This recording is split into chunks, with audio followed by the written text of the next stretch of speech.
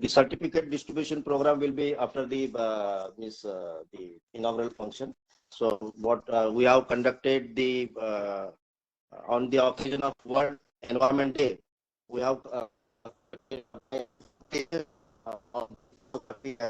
the poster making. Key focus for this competition was waste to wealth.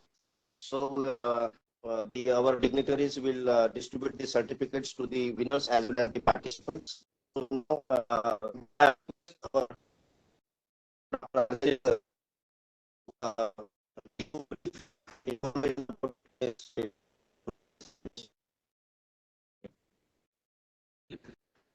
Hello. Hello. Am I audible? Yeah. Hello. Yes, sir, you are audible.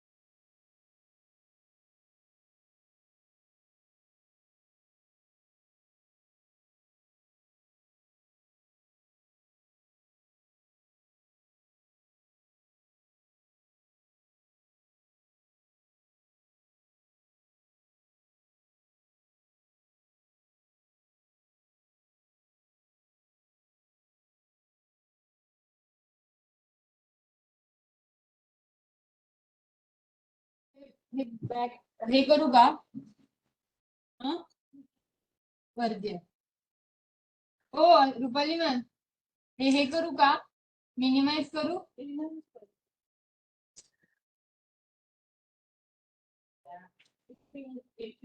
आणि सगळ्यांना training चालून ठेवायचं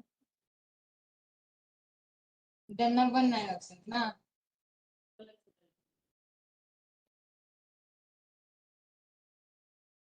तिथे थांबा आपलं नाव येईल participate ते झालं आता हे पिआयचं हे केलं की ते देणारच.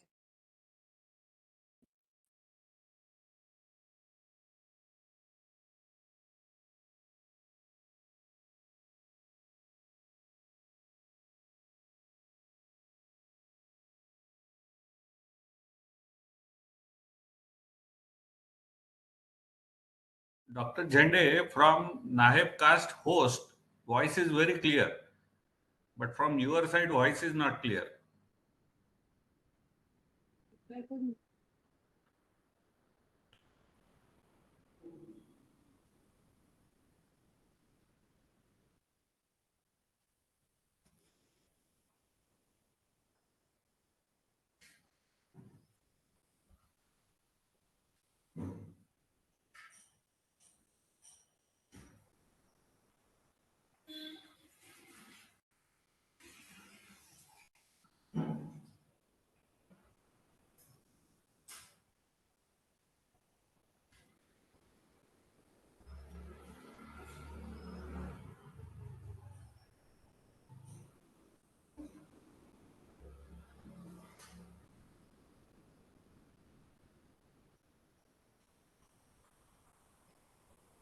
Hello.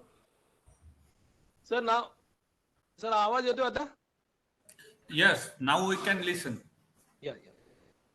So, sir, actually, I think it is muted. So, this program we have undertaken under this VIA project to make aware all the participants, those who are offline and online, they to tell them the fundamentals, principles of the food safety in order to produce the wholesome, clean, and hygienic meat of animal origin, also the plant origin. so that we can protect the health of the common consumers. So with that intention, I will not take much time because already the program is delayed because of this technical issues of the audio.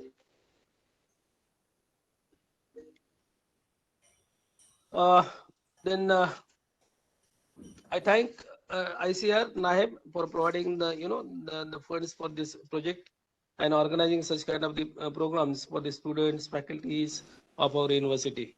So with this, I end up my talk. Thank you so much for giving me an opportunity to speak with you all. Thank you. Thank you so much. Thank you very much, sir, for giving such a nice information about this importance of today's training program. Now I request our beloved Associate Dean, respected Sarita Godone Madam, to address the participants. Madam, please. Respected Director of Research, MAPSU, Nagpur, Dr. Kurkur, sir, other dignitaries, Dr. Jende, Dr. Vaidya, Dr. Shukla, our speaker of the day today, Dr. Firoz, and all the participants who are present here online and offline. Today, World Food Safety Day, we are celebrating here by arranging this program. So I congratulate Dr. Chende sir for arranging such a important training. We are sorry that due to some technical hitch, the program couldn't start in time. However, I'm sure that whatever delay has been will be compensated by two lectures who are given by two great speakers. So let's continue with the program. As I said, Food Safety Day, to this year's theme, as Dr. Jenda has already said, food standards save lives. And the objectives of this program, today's program, is to familiarize participants with fundamental principles of food safety and food standards, to guide them on importance of food safety and challenges faced globally, to acquaint participants with advanced knowledge about forensic food safety and molecular approaches. So the objectives, sir, they go with the theme of today's World Food Safety Day, that is food standards save lives, because we are talking about forensic molecular approach. So this program is going to give the all-round aspects of food safety. So this goes very well with the theme of food standard saves life. So I wish all the best to all the participants, and I hope that you will learn a lot and take good take-home messages from this program. And I request Dr. Jende sir to continue the program. Thank you. Thank you very much, Madam, for such a nice information and your guidance and always encouragement and support to the participants and all our the organizers. Thank you very much, Madam. Now I request our president of today's function and our respected Honorable Director of Research, sir, Dr. Nitin Kurkure, sir, to enlighten us on this occasion. Kurkure, sir, please. Good morning, all of you. First of all, please accept greetings from me on the day of World Food Safety Day. And I thank the organizers for giving me a chance to interact with the participants. I could see there are 116 participants, including myself in this. So thanks for that. At the outset, the theme of today's World Food Safety Day has been already narrated. It is an initiative started by World Health Organization sometime 5 years back, and today we are witnessing the 5th World Food Safety Day, and this will continue. The World Health Organization has been thinking very seriously on this, because you will be surprised to know that on this globe, near about 1.6 million people, they fall sick on a single day because of certain issues related to food. Not all, maybe because the animal food origin, but it encompasses all from street food to the packed food to the food served in a five-star hotels. Everywhere there are certain issues of the food safety and quality, and 1.6 million people they fall sick out of it. And the worst part of this is that near about 300 to 350 persons, mostly the children's, they die of certain issues because of the food safety. This is very worst and very pinching to all of us and World Health Organization too. And there are many diseases like from diarrhea to cancers, they are related with the food safety issues. So it's a very serious issue and spreading throughout the globe. Somewhere it has been earlier documented. Some countries it was not been documented, but with the initiatives of World Health Organization now, uh, reports are coming and these figures are increasing day by day. This is a very serious issue. That's why World Health Organization thought to celebrate these days, create awareness amongst the person, those who are in the production system, so that they will give much importance to it, and also be aware to the persons, those who are consuming the food. So they should be made aware so that somehow we can reduce this to the greater extent. That is what the aim. And I thank the Department of Veterinary Public Health, Mumbai Veterinary College, MAPSU, is taking part of in this good initiatives by World Health Organization and creating awareness amongst the persons from the India. And today 116 people they are joining, and these 116 people will spread this message to the another 116 persons, and this chain will continue. And maybe after 2 or 3 years or 10 years or a decade or second decade, we will have these figures. At least death should be zero. There may be some incidences, people may be falling sick, maybe it should come to thousands, and diseases from 200 it should curtail, we should curtail to at least mid target should be zero. So we all are committed to work for this. I appreciate the efforts made by organizers and all the participants also, that they are taking interest in this and eager to learn and make the other people also aware after this training. Because of the delay in the program, I will not talk much. The organizers have very good lectures. They have screened and found it out, and there will be a feast to the participants to listen to them. So thanks once again for calling me again here as a president. I declare that this workshop is open today. Thank you.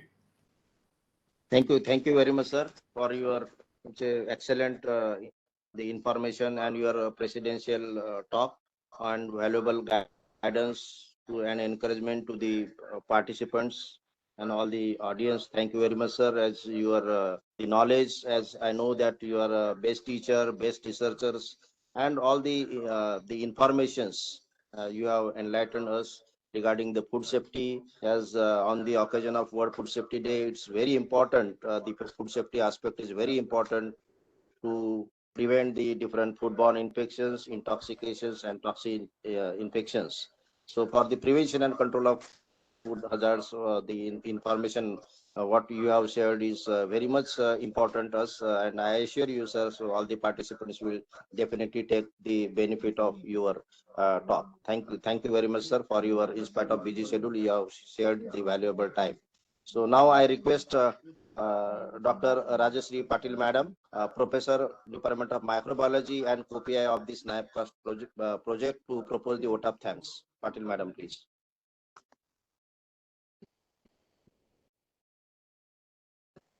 Very good morning and warm welcome to all. On the occasion of World Food Safety Day 2023, on behalf of Maharashtra Animal and Fishery Sciences University, Nagpur, and Mumbai Veterinary College, Mumbai, I extend a very hearty vote of thanks to all the dignitaries, colleagues, students, and guests for joining us here today. First and foremost, I express my sincere gratitude to patrons, Dr. S.R. Gadak, Honorable Vice Chancellor, Maharashtra Animal and Fishery Sciences University, Nagpur. Dr. R.C. Agrawal, DDG Education and National Director, NAHEP, ICAR, New Delhi. And Dr. Anuradha Agrawal, National Coordinator, NAHEP CAST, ICAR, New Delhi, for giving opportunity to organize such programs. I would like to take this opportunity to thank today's president of function, respected Dr. N.V. Kurkure, sir, Director of Research, Maharashtra Animal and Fishery Sciences University, for his presidential address and your enthusiasm to guiding us always.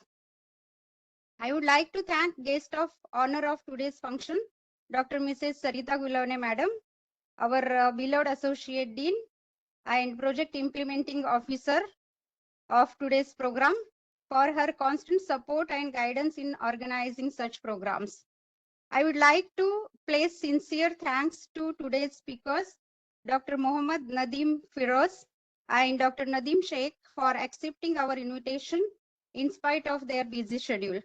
I appreciate the painstaking efforts taken by Dr. R.J. Jinde, Post-Director and Principal Investigator of ICAR NAHEP CAST project, in organizing this program.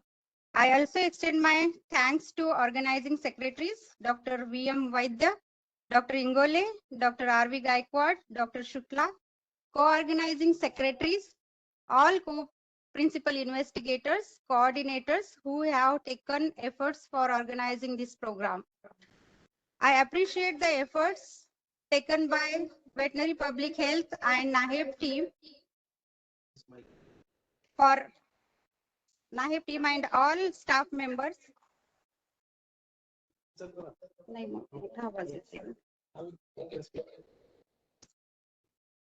All staff members and students of Mumbai Veterinary College for their sincere efforts in organizing this program. I thank all.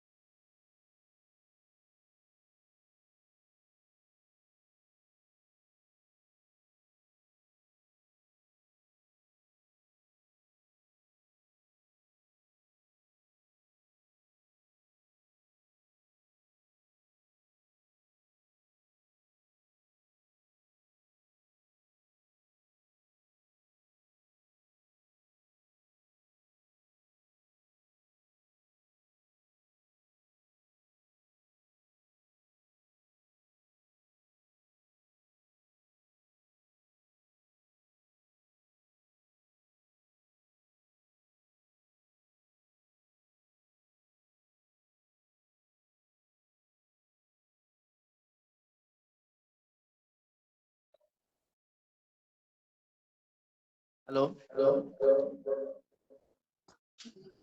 So thank you very much, madam, for your vote of thanks. Now, before I request to the Associate Dean Madam to conclude the inaugural function, I in the day of World Environment Day on 5th June, we have conducted the competition on photography and poster making. So I request our Associate Dean Madam to deliver the certificate to the winners and the participants. Okay, so only winners, madam, will distribute the certificate, and the participants we will give later on. So goes to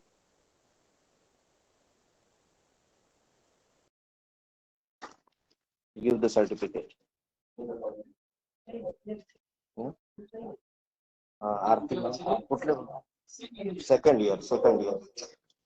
Second year students of our BVSN is and second winner is Pritam Patil.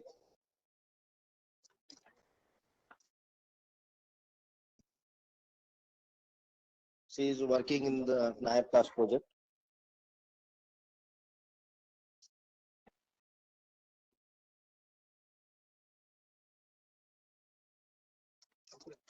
So I request Nadeem sir, please deliver the certificate.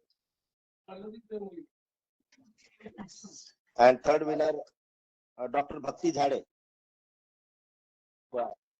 I request Zende sir.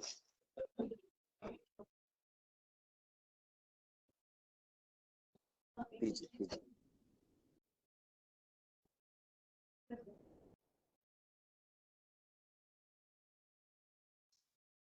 Madam, madam. तुम्ही पण. Yes, madam. Thank you, madam and sir, for the certificate distribution.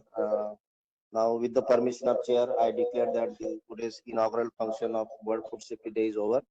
Now, we will continue with the technical session. Thank you. Yeah. So,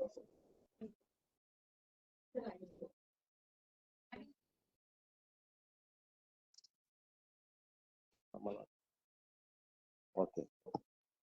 So, I request Dr. Mrs. Rajeshri Patil, madam, to give brief introduction about today's first speaker, Mohammad Nadeem Firoz, sir. So, Patil, madam, please. Thank you, Dr. Vaidya. It's my pleasure to introduce to today's first speaker, Dr. Mohammad Nadeem Firoz, ex-professor and head, Department of Livestock Product Technology, Veterinary College, Bengaluru. Dr. Mohammad Nadeem Firoz is completed MUSc PhD in Poultry Science from University of Agriculture, Bengaluru. As far as his experience is concerned, he started his career as an instructor of poultry science in 1981. He served a glorious 38 years in academics. He established an independent department of meat science at Veterinary College, Bengaluru in 1983 and strengthened it by introducing a PG program in that discipline. He executed numerous MOUs with international universities during his academic tenure. He is expert member of Bureau of Indian Standards, Agriculture and Processed Food Products, Export Development Authority, Export Inspection Agency, Center for Disease Dynamics, Economics and Policy, National Meat and Poultry Processing Board, Halal Certification Committee. He is highly passionate about food safety and worked for establishing safety and quality of the livestock products. He is actively involved in the establishment of a number of private poultry processing units and retail outlets. He acted as an advisor to the Indian food processing industry. Currently, he is leading as a CEO in Animal Agri Solutions. He conducted number of trainings, workshops, and seminars. He has published 49 research papers in national and international journals. He has presented many papers, more than 40, in symposia, conferences, and workshops. He has handled a research project more than 11. He has published manual book chapters. Also, he has supervised in preparation of theses, more than 26 in number. So with his very expertise background, so we are lucky to have today our speaker, and he will be delivering the lecture, first lecture. So everyone will, I think, will enjoy and will get knowledge out of this lecture. Thank you. Thank you, madam. Madam सरांचं लक्ष तिथनं चालू करायचं त्या room मध्ये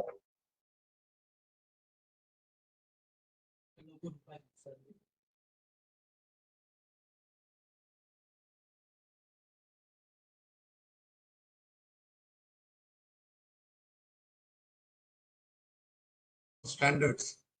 So being the first speaker, I will talk about the fundamental principles of food safety. And I expect the second speaker, Dr. Nadeem Sheikh, to talk about food standards and the molecular diagnosis of fraudulent issues in that. This is in order to guide the stakeholders the importance of food safety and challenges faced, and to acquaint the participants today with the advanced knowledge about the food safety and the diagnostic procedures. Now with that, I just want to give a brief introduction about my association with the food safety. I was introduced to all of you as a postgraduate in water science, and I joined service in 1981. At that time, in Bangalore Veterinary College, there was no department of hygiene and meat hygiene department. After getting inside as a faculty member, I started exploring the possibility of starting a new department. In that, I was successful in the year 1984. And then I took all the help from two very important people. I want to acknowledge their help, being my mentors in this particular area. I come from a background where all my acquaintances were butchers, and I was brought up in my childhood in the vicinity or in the society of butchers. And so this issue of food safety, especially meat safety, was a prime thing in my mind. And then I went all along to Hisar Agriculture University, where Dr. Usha Mankot was my first teacher, who introduced me to this particular subject, and I was fascinated to that in 1986. In 1987, I came to Bombay Veterinary College, and Dr. J.B. Khote at that time was the head of the department, and Dr. A.T. Sharikar were very much useful in guiding me towards establishment of a department, and the meat science courses were taught in our college in Bangalore.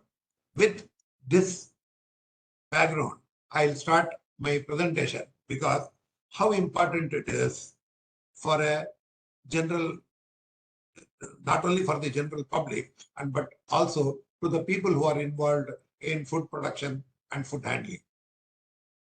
Most often, there are certain concepts which are used, and they are usually get confused. One, it is food security, and second, it is the food safety. And third is another food quality. So there's a lot of confusion going on between this. So I will introduce you first to the food security. So it is the condition which has been explained by United Nations Committee on World Food Security, that in which all people at all the times have physical, social, and economic access to sufficient, that is quantity, safe, which is very safe, does not give any problems, and nutritious food that meets their dietary needs and food preferences for an active and healthy life. So for a healthy life, it is not only nutritious food and in good quantity, but it should be very safe. This is the concept of food security. Now, the food security is very important all over the world, and everybody talks about the global food security. But in fact, the level of food security is divided into three categories. Almost half of the world is having somewhat security in food resources. That is, somehow you can call that.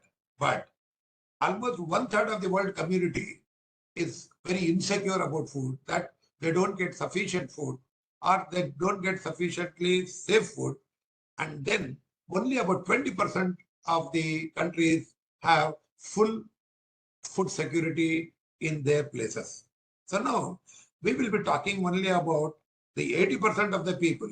In that 50% are somewhat secure, and about 1/3, 32% are having insecurity of food. And so it is very it becomes very important for us to understand food security and also food safety. Now, what is food safety? Food safety, it's a scientific discipline which describes handling, preparation, and storage of food. So what are the ways in which the food should be handled, prepared, and stored in order to prevent foodborne illnesses is the concept of food safety. Now here, we talk only about the food, wherein there has to be an assurance that food will not cause harm to the consumer when it is prepared or consumed according to its intended use. So most of us, we have heard of food poisoning cases. Whenever people fall sick after consuming one particular food, then we call it as food poisoning. But now, what is food safety? Instead of expecting or a problem of food poisoning, we should take it in advance and we should make our food safe so that it gives an assurance to the consumer that that food will not cause any harm to the consumer. That is the idea. And in that, what happens? That food safety assurance does not start at the dining table or the restaurant wherever we eat. It starts from the production, handling of the animals or handling of the food and storage of the food. So this becomes more important for us, the veterinarians, to know about it. And the third concept is about food quality. Food quality is something to do with combination of attributes. So each food has got different attributes and different characteristics which have significance in determining the degree of acceptability. How far it is going to be acceptable, how far it is going to be valuable, how far it is going to be expensive to the consumer is food quality. That means the food which is safe, it has got so many virtues, so many attributes, so many characteristics. So depending upon that, its acceptability will be there, and when it becomes more acceptable, it becomes more valuable. When it is more valuable, it fetches more revenue. That's about food quality. It has nothing to do with food safety. And so it is the third situation where when the food is there and in good quantities, and then when food is safe, then the concept of food quality comes. So this is how these three things I want you to tell. Now, what is the importance of livestock and poultry when we talk about food safety? The large part of the population lives in rural areas, whether any country. Why? Because livestock and poultry are indispensable for livelihood and access to food to major chunk of the population world over, which are in the rural areas. And it is going to be the main source of income for those masses, and it will be the best mean towards sustainability. So the introduction of a concept sustainability is coming here. That means the rural economy is going to be important from the sustainability point of view, and it is to preserve the necessary resources to cope up with agricultural crisis and to alleviate poverty, keep the soil fertile, and to provide traction. That means in the rural area, there has to be some kind of handling of resources so that the agricultural crisis eventually can be cope up, and the poverty which is there in that sector has to be taken care of. At the same time, there should not be exploitation of the fertility of the soil, and so the nutrients should be given back to the soil, and to produce food, there has to be traction, that is in the form of plowing and transport should be available, which makes the sustainability a possible goal. So here you see the pictures where food is prepared from the land by plowing, by the use of livestock, and then the food is handled, and then again, then the food, whatever which is used, it goes as a manure and then it goes back to the soil, and so there is going to be the fertility of the soil going to be improved. Now, we introduced one sustainability factor. Second factor is livelihood. What is livelihood? Livelihood can be described as the means of securing necessities of life. Whatever is the necessity, it is not about comfort or the luxury.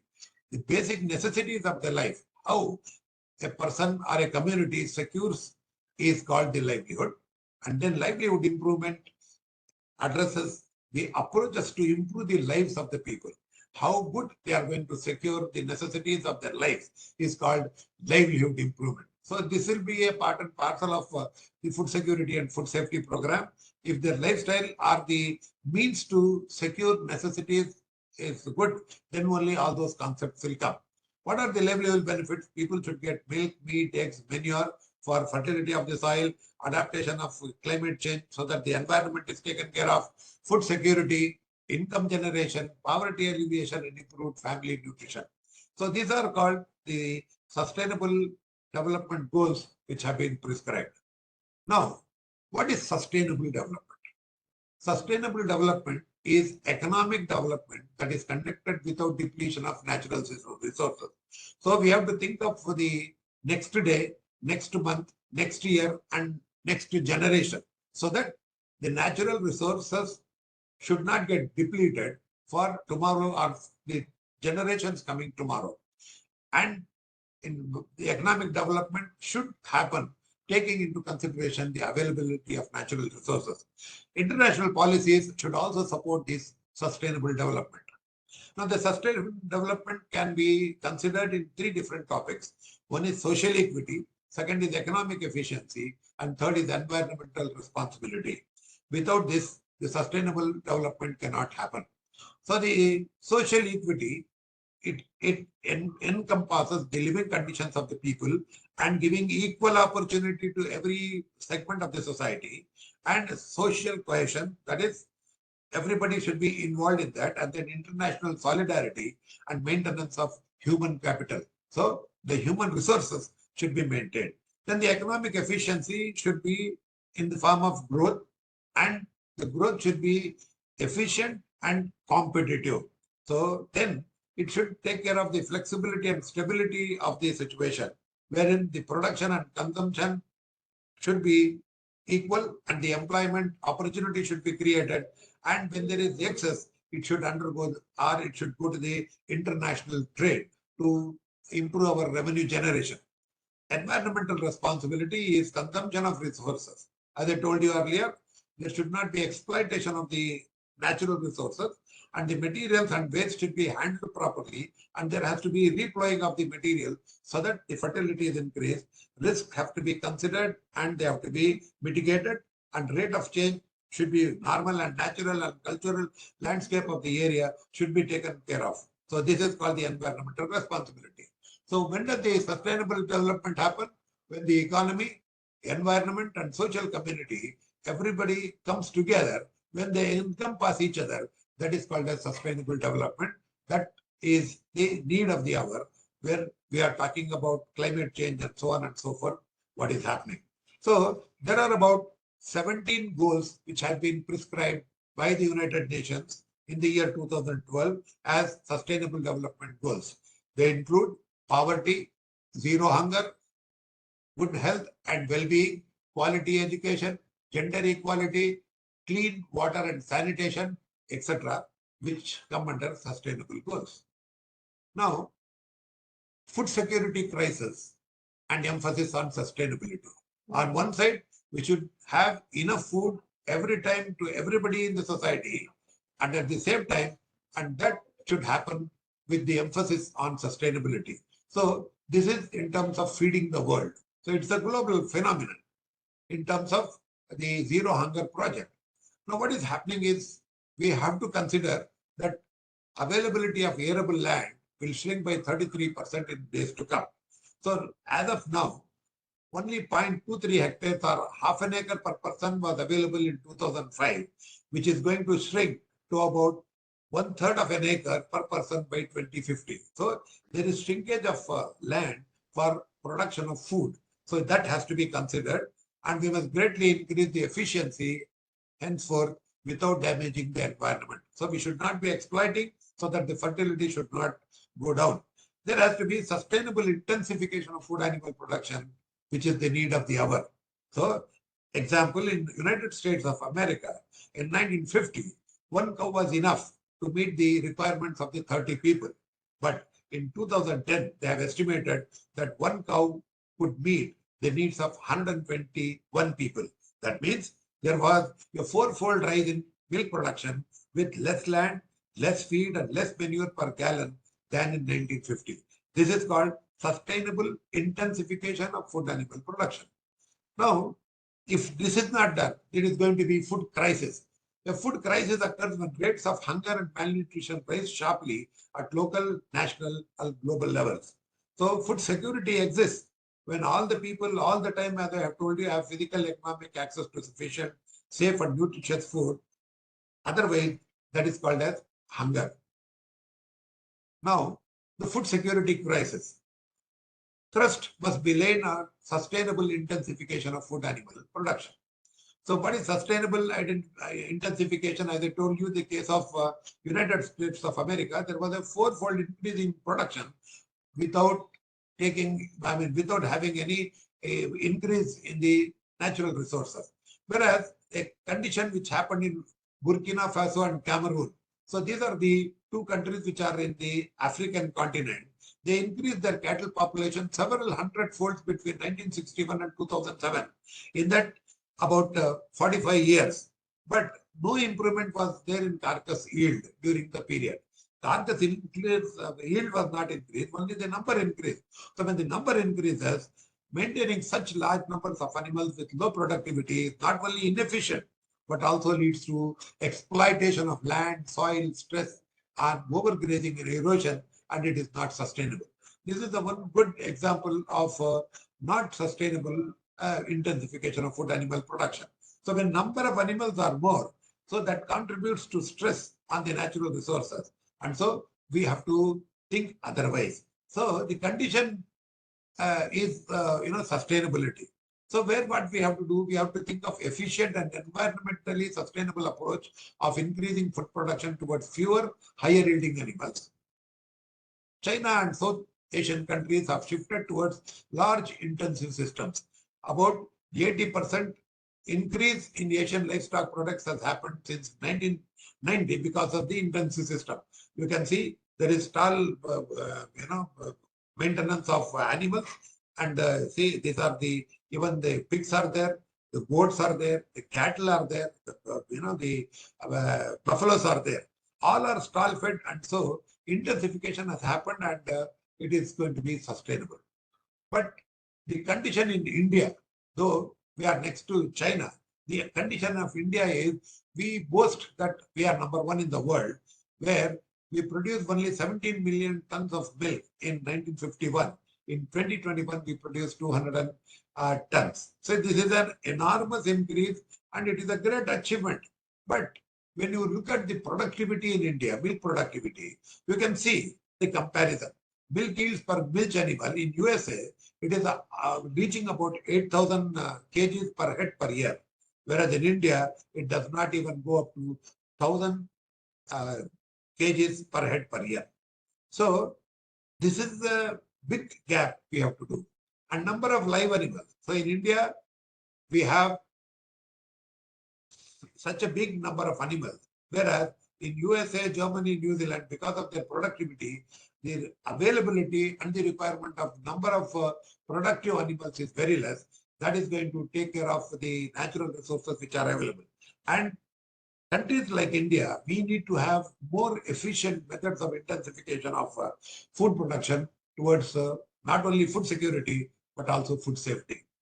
Human population, animal husbandry, and veterinary profession. What is the connection? The responsibility of the veterinary profession is for inspection of animals and animal products at all stages from farm to fork to guarantee safe food. So as a veterinarian, what we have to do, we have to inspect the animals and the animal products to guarantee safe food. Wide range of employment avenues that deliver services for the benefit of both society and animals. So when we have to produce animals, when we have to produce animal products, and we have to inspect both animal and animal products, the employment avenues are huge, so that this society and the animals can be benefited, and that is our mandate. So in short, veterinary activities contribute toward the achievement of the United Nations Sustainable Development Goals, such as poverty, zero hunger, good human and animal health, and economic growth.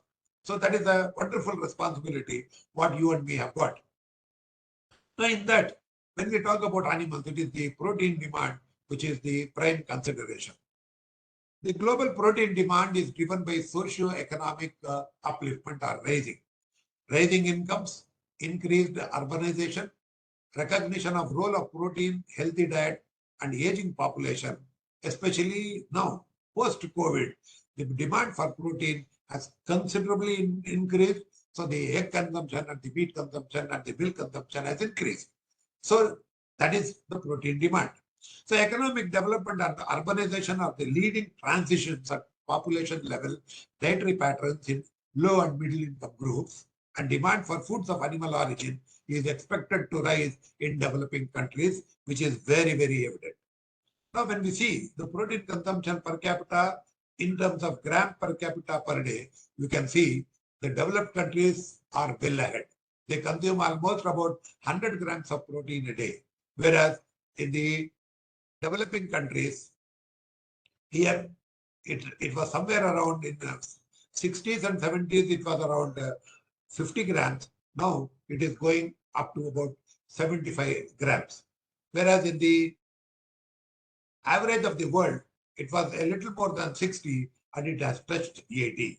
So when the protein requirement is 1 gram per kg body weight of person per day, now we have to increase this protein availability, and so we have to increase the proteinaceous food, and that to the protein which is of better quality and better digestibility and better retention in the body. That kind of things have to be there.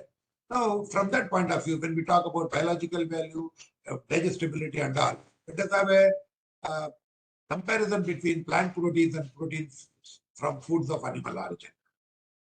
Now, the protein demand from pulses, when you see, this is the protein demand. So the maximum what you get is this. It's about 30 grams in the winged beans, whereas all others are less than 25 grams. And here, it is not only the protein availability is less, I mean, protein content is less, protein availability also becomes less because of the poor digestibility, and then because of the quality of the protein.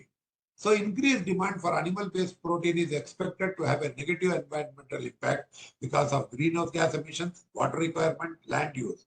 So what is needed? Sustainable production of existing sources, alternative sources for direct human consumption, nutritional, environmental, and technological consumer domains. Now, plant proteins versus proteins from animal origin. So I talked about the quality of the protein, biological value of protein. When you see here, in case of the egg weight, it is 100%. Now, total egg, it is 94, milk 90, and so that you can see. Whereas when you see beans, it is 58. In case of roasted soybean, it is 73. Otherwise, it's very less. You can see the protein rating X is 100%, and then it is the quality comes down. In potatoes, it is 34, in beans, 34, and so on and so forth. Those people who are pure vegetarians, they should think of consuming milk at least, so that their protein requirement is met better. Now, wheat as protein source. Wheat is an important component of human diet, and it plays a very key role in food security by providing energy, protein, and essential micronutrients. So, there are two things. One is ruminant meat and another is non-ruminant meat. Both are being consumed. Ruminants play a key role in converting the fibrous material which cannot be digested by humans into protein, which has a high nutritional value. So what we can do, value addition of a plant protein can be done by feeding that material to the ruminants so that we get better quality of protein for human consumption. The raw meat contains about 20 to 25% of protein, and when cooked, it becomes 28 to 36%. It is a fantastic source of protein. And protein from meat is an excellent source of essential amino acids and has very high digestibility, biological value, and net protein utilization.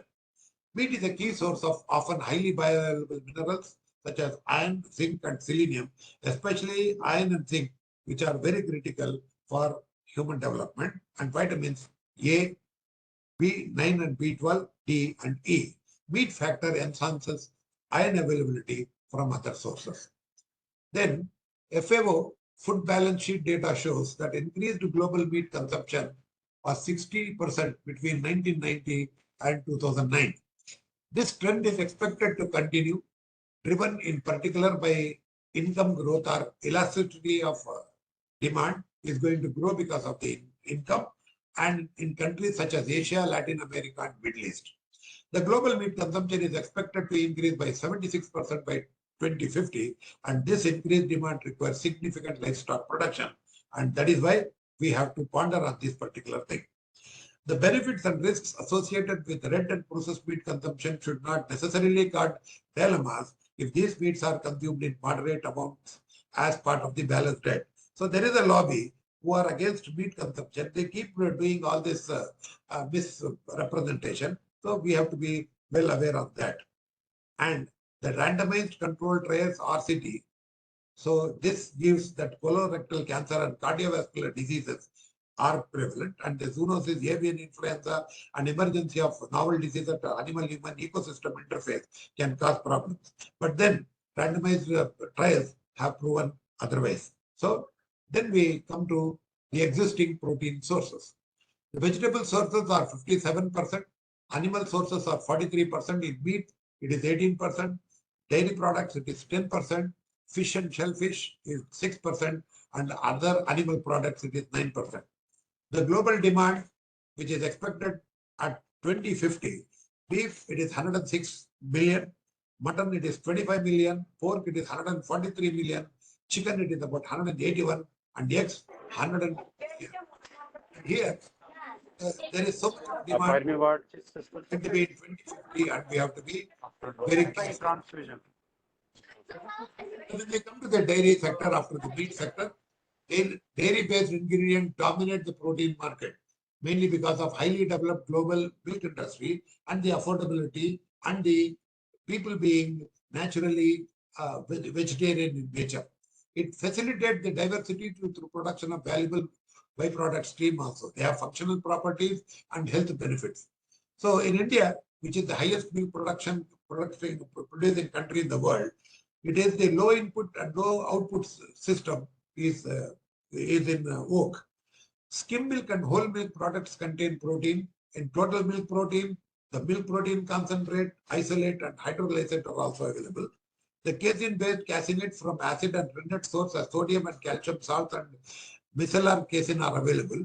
And for all the bodybuilding people, the 6-packs and 8-packs, they go for the whey-based whey powder, demineralized whey powder, the whey protein concentrate and whey protein isolate and whey protein hydrolysate, which is having a very high demand and a very high price structure in the market.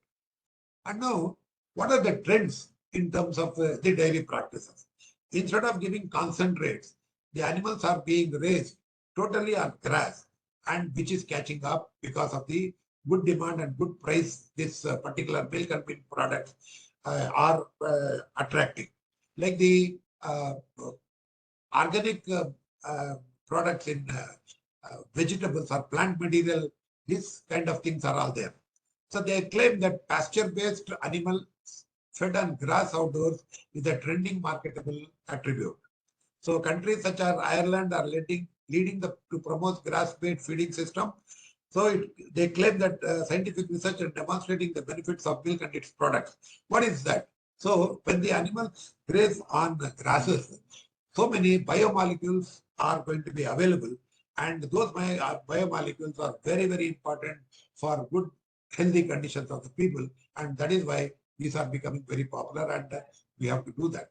So what is the global trend in dairy? Dairy-based powders will remain a leading source of protein for foreseeable future. Number of recombined food products will continue to grow. Nutritional applications for different stages of life, from infants to elderly, will develop parallelly and cause economic development. The ability to easily process liquid milk from bovine origin will ensure it continues to provide safe, high-quality products with good microbial and functional properties, even in developing economies. And the rate of technological advancements in dairy will continue to evolve and support production of high-quality ingredients that will facilitate supply of milk to meet the global demand for protein. Now, the human protein demand, what is the consequence? Now, having seen all that, the animal-based foods produce higher levels of greenhouse gases than plant-based ठीक आहे ना sir म्हणजे total 99 minute बोले बोलू change. आणि इथे असं नाही बोल The increased demand for animal-based proteins is expected to intensify pressure on land. So we need to produce more animal feed. An increased conversion of forests, wetlands, and natural grassland into agricultural lands will have a negative consequences in terms of greenhouse gases emissions. That is 20% of emission, total emission is due to livestock, and biodiversity. 30% of human-induced terrestrial biodiversity loss is attributed to animal production, and the ecosystem will have direct and indirect impact. So here, the sequestering carbon in the soils of croplands, grazing lands, and range land offers agriculture's highest potential for climate change mitigation. So here what happens, this soil can store between 1.5 and 4.5 per year carbon dioxide. So this is a fact which is being considered. And now, to mitigate that, what are the new and emerging process of protein? First, plant-derived proteins. The pulses proteins are produced instead of or in place of the animal proteins, and the insects, the grasshoppers. So there are so many larvae, the mealworm larvae, the black soldier fly larvae. So those are being considered, and the algae, the solid state fermentation of algae, and the muscle protein sources, the fish and in vitro meat. So these are becoming popular to combat or to meet the extra demand for this. So you can see, so these are the plant-based materials where the plant-derived proteins are there. The series of insects are being considered. So mixed bugs are there. You can see many bugs are being used, or the insects are being used. So the bamboo worms, the black scorpion, and sometimes the fish also is being considered. So this even the silkworms are being covered by chocolate, and they are being used, and it is becoming very popular. They are like the almonds and the cashew nuts, which have good amount of oil and good amount of protein. These worms and the larvae of the worm, the larvae are having high amount of fat and high amount of good quality protein, and that is catching up very much to meet the demand. In vitro meat, though it's a misnomer in my opinion, it can't be called as meat, as meat is defined as the muscle of those animals which are considered for food and slaughtered for food. But then what is happening is people are growing the cultured meat or cell cultured meat or clean meat or whatever as an animal product produced following cell isolation and identification, and this cell culture and tissue engineering protocols are giving the material which in protein. Sources of cell, which is the stem cells, it is being used in vitro meat bioreactor of swimming pool size would feed 40,000 people for a year and would use 99% less land than the meat animal. First cultured meat in this farm, making a hamburger, was created by Mark Post in Germany in 2013, which costed about 2 lakh pounds and took 2 years to create.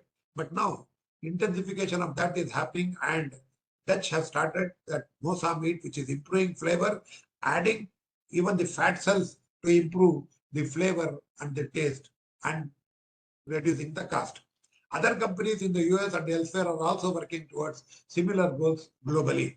So this is how the cells are grown in the petri dish, and it is being environmental impact is very low, and the natural resources are going to be very low.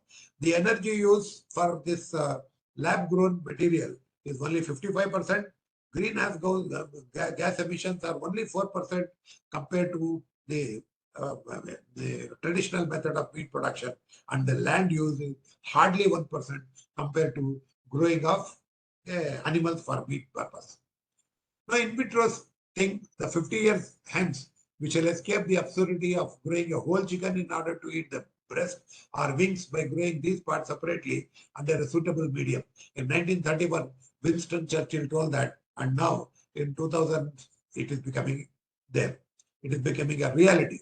Building the field of cellular agriculture, wherein milk without cows, eggs without hen, and meat without animals is the in thing today, and everybody is talking about, because it is not only ensuring food security, it is greatly ensuring food safety, because all the factors which goes into the production of these foods are under control. Now, in India, Isha Datar is the executive director of a company called New Harvest. So in India also there are so many projects in Hyderabad which are being considered. Other than this, there are vegan alternatives also. Corn is made from the soil mold, especially the mold. Fusarium venenatum has becoming very important, and it has been patented. These patented mycoproteins are going rounds, and this corn foods, which was founded in 1985, currently sells about 22,000 tons of corn in 16 countries. So this is how this we were talking about the soya chunks and so on and so forth. Now it is the mycoprotein itself from the fungus. It is being considered very popular.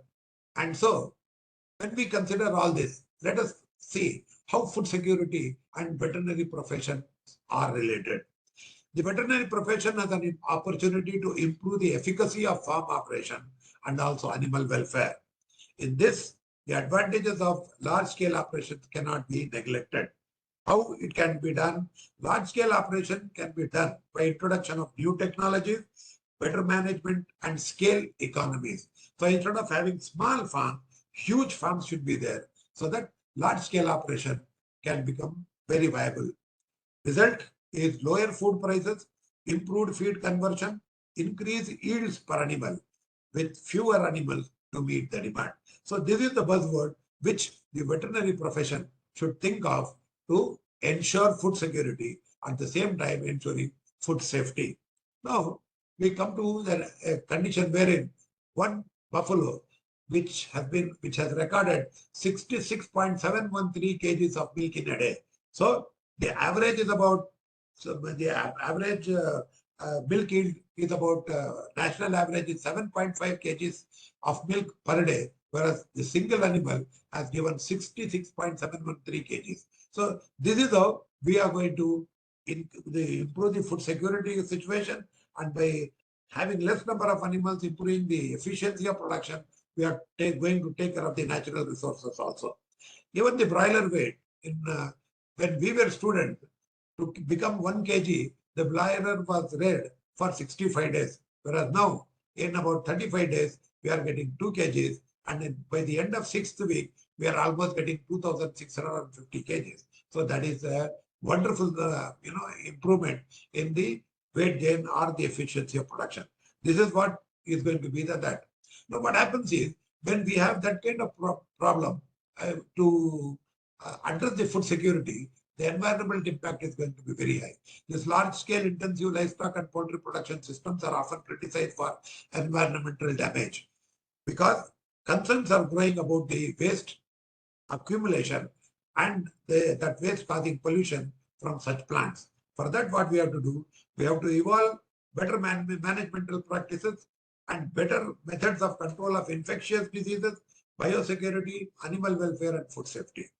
So for that, veterinary services need to accept new challenges as a consequence of rapid urban growth, booming economies, which are making the people to go for more of animal-based diets, swift consolidation of livestock and poultry industries.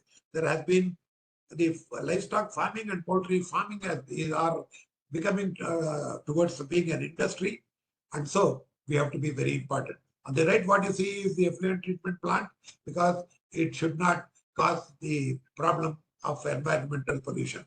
And see the collection of waste, it is going to be in tons and it has to be done. So now, food security in infectious diseases. First, we talked about the environmental issues connected to food security because of large-scale production. Now, infectious diseases, food supplies must be capable of withstanding shocks from weather, economic crisis, and crop pests and livestock diseases. So crop pests, especially the housefly problem itself, has jeopardized the food security system. Food systems in developed countries are generally resilient, while those in developing countries are not, because when our intention is food security, all other things they get the second option. So that is why there is no resilience in terms of food production system. As the numbers of livestock and poultry produced in the developing countries has increased, world trade in foods of animal origin has also expanded significantly, increasing the opportunity for infectious agents to gain a foothold in food systems. As a result, new and re-emerging infectious diseases have appeared almost on an annual basis for the past 2 decades. Of these animal diseases, almost 70 are zoonotic in nature, and most of these have wildlife reservoirs, such as H5N1, avian influenza, West Nile virus disease, severe acute respiratory syndrome, SARS, and monkeypox. Epidemics have drawn attention because lack of coordination between human and veterinary public health services have been a consequence for the epidemics. One Health initiative should come into effect. We are talking much about it, and so many things are also being going up. So the veterinary and human professional should join hands so that the One Health triad can take shape and flourish in days to come, so that the food security, food safety are going to be achieved. Then, what is the expanding scope of veterinary services? So the veterinary services, when they expand, they can control livestock diseases at farm level itself, so that they can prevent and control the major episodic diseases of livestock and zoonosis. Thereby, the animal health services to address production diseases of livestock, that is efficient production, and better quality animal products can be brought to the market. So from control, prevention, and addressing the diseases, we can achieve better goals. Now, veterinary services are linked to food safety naturally. Why? Because we are working in this. So here, food safety can happen with the capacity building and quality assurance. So the whole thing is because of veterinary services. World over, all food inspection is in the hands of a veterinarian, and not only the foods of animal origin, all the foods are being inspected, and the food safety is ensured by the veterinary services. And so this becomes a very important and integral form of food safety system. So here what happens, whether it is zoonotic diseases, environmental health sciences, veterinary herd health, animal health, food microbiology, food safety, veterinary ethics, veterinary epidemiology, everything which is scientifically based is on food safety and by different disciplines. And that is how we ensure the health of the animal or safety from farm to the fork because of the veterinary services. Now, what is the role of veterinary services in food safety? See, all along we have seen our veterinarians go to the animal husbandry departments of the state or the center. They go to the job of a bank or a insurance company, or they go for army jobs, so on and so forth, or biotechnology jobs. Here, veterinary services in food safety is important, as I told you, because veterinarian is the custodian of food safety in the value chain or supply chain of foods. Extension of veterinary services from farm to slaughterhouse. Veterinarian has dual responsibility. He is responsible for epidemiological surveillance of animal diseases and ensure safety and suitability of meat to the consumers. Then he has to do the education and training, where animal health, including zoonosis and food hygiene component. Veterinarian must uniquely get equipped to play a central role in ensuring food safety. That is safety of foods of animal origin. That is his role. And then to lead integrated food safety approaches throughout the food chain, working with other professionals, because so many other people are involved. So he has to get integrated with them. The role of veterinary services has been extended to include subsequent stages of food value chain in the farm to fork continuum. That is from the source to processing or manufacturing section, then to the distribution up to the point of final service. So here it is the farm to fork continuum. So in that approaches to food safety, what has to be done? Stages of food production continuum. That is farm to fork. It has to be done by risk-based management systems, and functions of veterinary services should start at the farm level and then at the processing level as meat inspection, And then finally, certify the animal products for both domestic and international trade. Optimization of veterinary services to food safety is the goal. In that food safety, what should happen? There should be a priority and stewardship towards individual and public health. Both are important. And so human medicine and veterinary medicine people should come together, and together we can achieve food safety issues. Food production continuum is one good approach towards food safety, wherein food safety and quality are best assured by an integrated multidisciplinary approach considering the whole of the food production or value chain. Eliminating and controlling the food hazards at source, that is, preventive approach, is more effective in reducing or eliminating the risk of unwanted health effects than relying on control of final product. Because earlier what used to happen, there used to be a control situation where traditionally what should happen, there used to be a quality check approach to accept or to reject.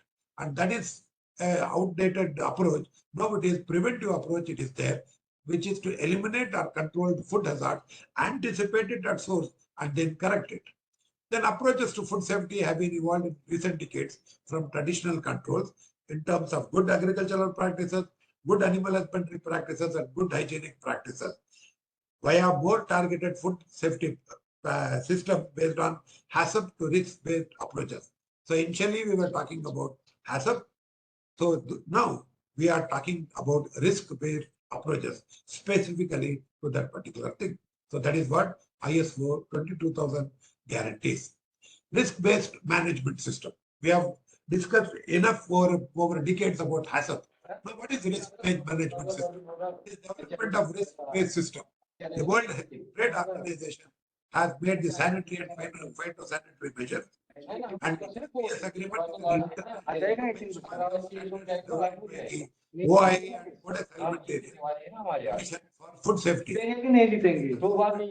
Scientific risk analysis is functionally separated from risk management. What is risk management? Is to avoid interference from economic, political, other interests.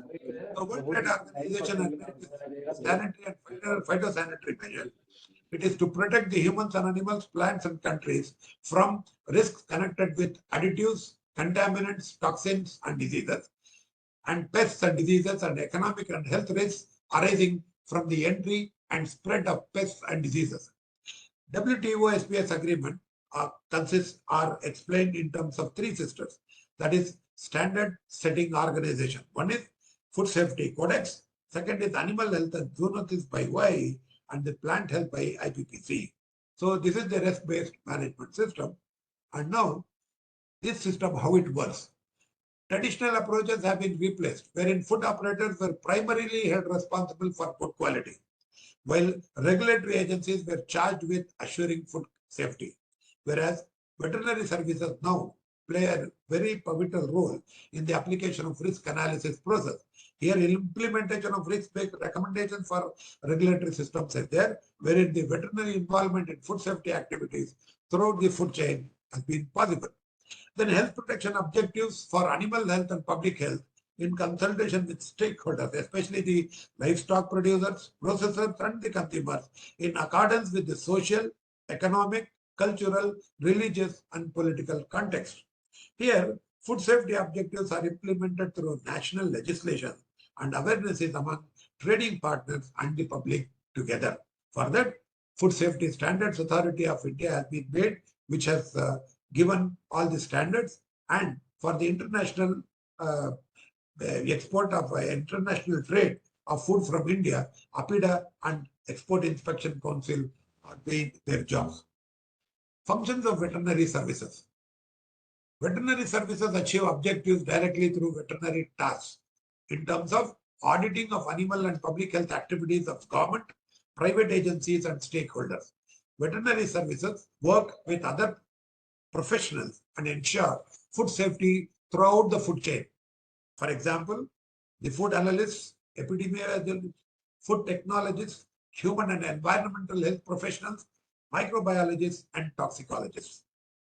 Major areas where to work is at the farm level, then meat inspection at the processing or food production level, and certification of animal products for international trade. So here, so at the farm, the work is going on, and all through the animals are there. Now, veterinary services at farm level, at the primary production site, what is going to be done is management of animal diseases. Management of animal diseases means early detection, surveillance, and treatment. Now, zero surveillance of the animal diseases has been a practical issue. Earlier, only the treatment was done for ailing animals. So this is a good managemental practice. Public health protection in terms of zoonotic diseases, ensuring animals and farm hygiene. A regular health checkup of people and the animals ensures farm hygiene, prophylactic advice, training on avoidance, elimination and control of food safety standards. Veterinary drugs, antimicrobial drug residues, pesticide residues, mycotoxin and environmental contaminants are taken care of for this purpose. Now you can see all the activities at the farm level which are there to take care of the basic production level practices. What is the veterinary service at meat inspection level? Management of biological hazards of animal and public health important through antemortem of animals and postmortem of meat is the core responsibility of the veterinary services. Nobody else is entitled to do this particular task. So it is the veterinary service which has to be done. Primary responsibility of veterinary service is the development of relevant inspection programs, depending upon the place where he is doing, depending upon the species of animals are there, and so on and so forth. Inspection procedures should take care of risk-based approaches. Management systems must comply international norms, address the significant hazards to both human and animal health in the slaughtered livestock. That is, example is the Scotus alimentarius. Then the primary international standard of meat hygiene should be considered. Risk-based approach to sanitary measures across meat chain and control of biological hazards of animal health and public health importance through antemortem of animals and postmortem of meats.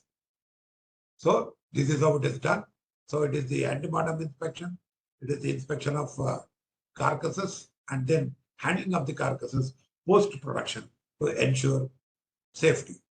Veterinary services for certification of animal products for international trade. Veterinary services provide health certification required for international trade, which is compliance for animal health and food safety standards. Certification in relation to animal diseases in terms of zoonosis, meat hygiene and quarantine, etc. are given by the veterinarians. Example, food processing and hygiene. Example, pasteurization of dairy products and conformance of product quality standards. So veterinary authority of exporting country will give this certificate, and once the material goes to the other country, the importing country also takes care of that. In India, the quarantine station for imported livestock is in New Delhi, Mumbai, Kolkata and Chennai, and Bangalore and Hyderabad. And so there is international trade is possible. So legality of slaughter in India. Cows, bulls and bullocks can be slaughtered only in northeast in Kerala, whereas the bulls and bullocks can be slaughtered everywhere here, not in Karnataka. Recently, they banned bulls and bullocks also. And the red area, none of the animals can be slaughtered, and it has been sold. So based on that, you have to consider the certification. Then there is labeling or requirements of foods. So here what happens? Country of origin labeling has become another key marketing tool for many countries and providing proof of origin. It has become a prerequisite for purchase in some markets. So traceability systems are there. So the country from where it is the product is made, all the barcodes are there. People look at the barcode and then they ensure the traceability system in progress, and then they buy. So this is one basic requirement of labeling for the international trade. You can see so many other countries and so many other products are being carried. Now, what are the other roles of veterinary services ensuring food safety? Investigation of foodborne disease outbreaks, zoonotic agents, and primary production. Formulation and implementation of remedial measures once you identify and recognize something. Then collaboration with other professionals and stakeholders. So what you do when there is a foodborne disease outbreak, you take the etiology into consideration. Then that is the outbreak investigation you do. First, you detect a possible outbreak and then find cases in an outbreak then generate hypothesis through interviews, test the hypothesis through analytical studies and laboratory testing, then solve the point of contamination and original source of outbreak vehicle, and control outbreak through recalls, facility improvements, and industry collaboration. And finally, decide an outbreak is over and then continue with the work. What is the cost of animal diseases? In the past decade, just 2 cases of BSE in the US costed about 11 billion US dollars. The foot and mouth disease outbreak in the UK costed about 30 billion US dollars. SARS in China, Hong Kong, and Taiwan, Singapore, and Canada costed 200 billion US dollars. And highly pathogenic H5N1 epidemic in the United States cost a mammoth 675 billion US dollars. So animal diseases, when they happen, they create a havoc. And so the veterinary services are very, very important for that. Even in India, the foot and mouth disease control program costs about 400 crores Indian rupees. That is a huge sum of money which is being used.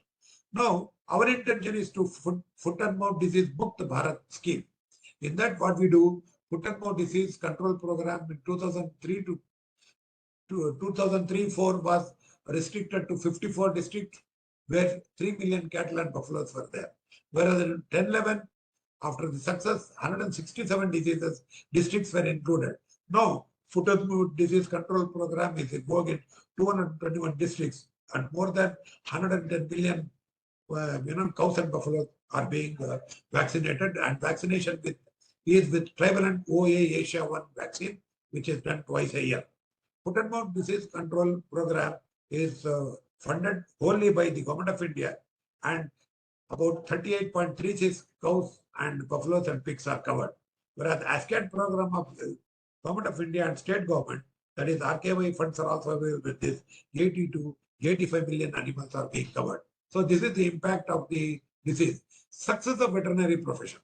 In the same program, at least 3-4 decades back, rinderpest was creating havoc. Rinderpest eradication is a success story in India. Throughout history, one of the most feared and devastating animal diseases was rinderpest, which is called cattle plague, a highly fatal infectious disease that affects a broad spectrum of domestic and wild ruminants. The disease was once spread ubiquitously across the planet, and for centuries, its epidemics deprived people of meat, milk, and a means of tilling the land, leading to hunger and starvation, while decimating the wildlife population. Now, owing to the efforts of veterinarians working with the World Organization for Animal Health, FAO, and the Global Rinderpest Eradication Program, the world has been declared free of rinderpest 30 years after the eradication of smallpox. Rinderpest thus becomes the second viral pathogen to be successfully removed from the face of the earth as a result of human intervention after the smallpox. In many ways, this is veterinary medicine's greatest single contribution to humankind, saving countless lives while ensuring security and safety of food supplies. The accomplishment stands as a testimony to the profession's stewardship of domestic animals, wildlife, and human food security. Global Rinderpest Eradication Program in 2010, a bronze statue of wild buffalo was established in Meru National Park in Kenya, celebrating the last case of rinderpest. Even in IBRI, the Global Rinderpest Eradication Memorial Statue has been established. Here, I would like to mention that one of my teachers, Dr. M. Rajshekhar, who was very mainly important, responsible in eradicating rinderpest disease in India, was awarded 2 distinction awards by OIE, and I'm very proud to mention that. At the same time, Dr. M. Rajshekhar is in coma right from the last week of January, who was in Pune on that particular day. Still, he is in Bangalore and he is in the coma stage. So he taught us public health, and I personally know how devastating was this disease. And when we were students, we have seen the cases of rinderpest. I know what kind of glory it is to have put an end to this rinderpest disease. Now, United Nations has got two programs. One is the Millennium Development Goals and the Sustainable Development Goals. In the 2000 to 2015, it was the Millennium Development Goals. We have achieved almost all that.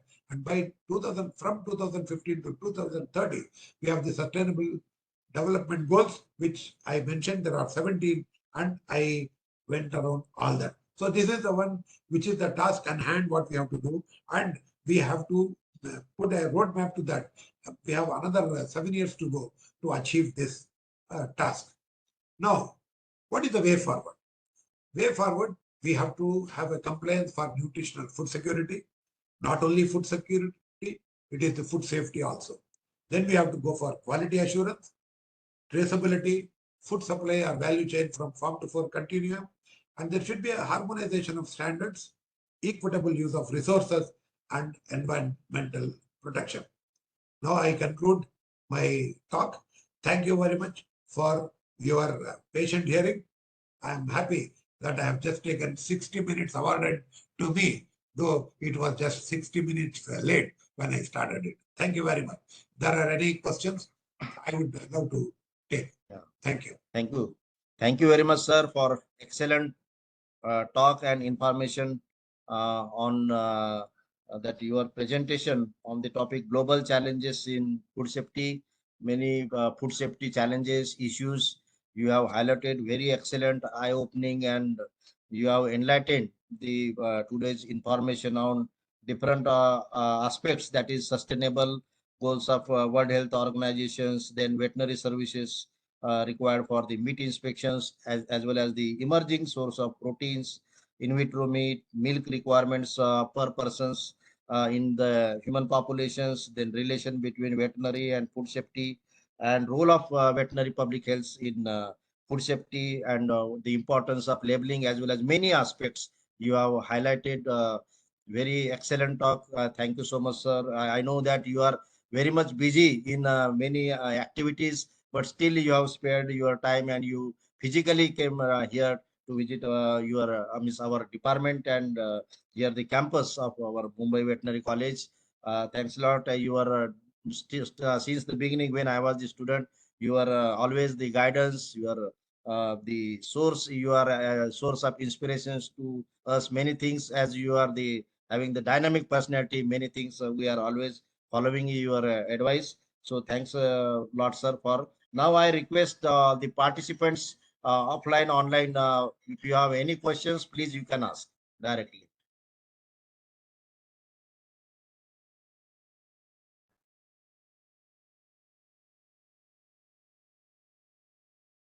Participants, please.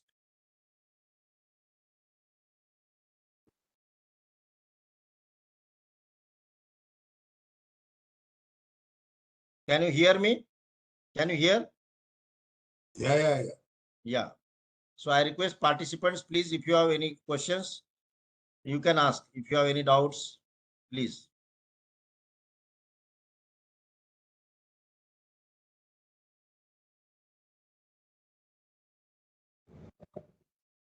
Can you hear me? Yes, sir. Yes, please continue. Whether for the meat production, as far as there is in the European countries, they are using the bovine somatotropin. Whether such a study have been conducted in India for increasing the meat production? To my knowledge, I have no idea. I have not heard about it, and I don't think it is happening in India. Because bovine somatotropin is used for increasing the milk as well as the meat production. So to my knowledge, I have not come across. Okay.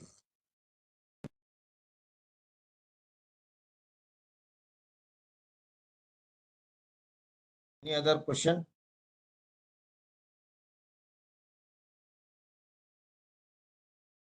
So thank you once again. Thanks a lot, sir, for your very nice talk and inspirations to us. Thank you very much. Now we have second eminent speaker for today's World Food Safety Day program, respected Dr. Nadeem Sheikh, sir. And sir is my senior. Sir is I will give sir. So sir is presently working as Deputy Director Livestock Products, Director level. So that is Ministry of Food Processing Industries, Government of India, New Delhi. And sir is going to deliver his topic on food safety, forensic molecular approach. And about the some of the achievements I will mention here. Sir has graduated, done BVS and AS from College of Veterinary Sciences, Udgir, and master's degree from our department, as I mentioned in the morning, Department of Veterinary Public Health, Mumbai Veterinary College, and master in Veterinary Public Health from All India Institute of Hygiene and Public Health, Kolkata. Sir worked with Alanas and Alkabis, joined as Assistant Director Livestock Products at Ministry of Food Processing Industries, Government of India in 2006. Then again worked in Food Safety and Standards Authority of India, visited different countries, USA, Thailand, Taiwan, South Korea, and Saudi Arabia, and shared technical sessions on meat hygiene.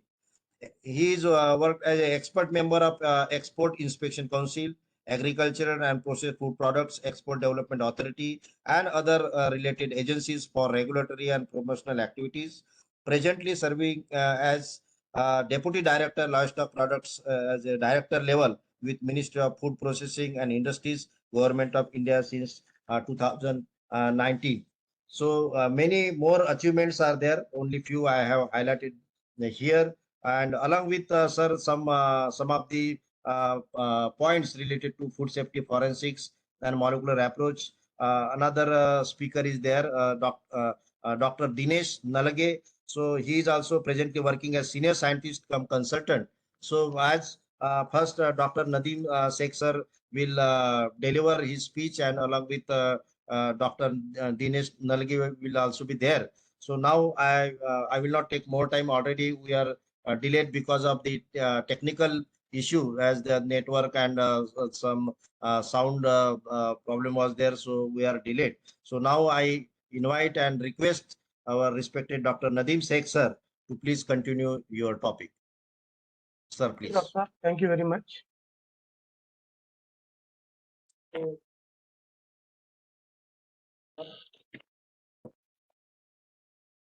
Thank you very much.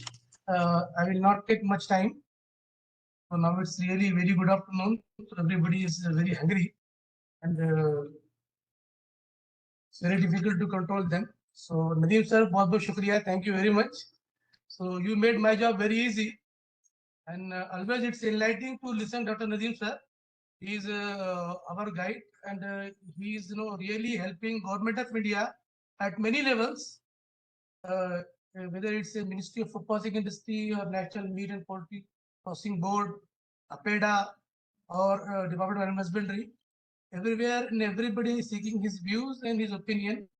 And he is the encyclopedia of veterinary public health or veterinary science.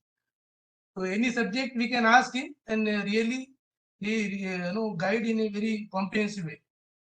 So like what sir has discussed in a very holistic way.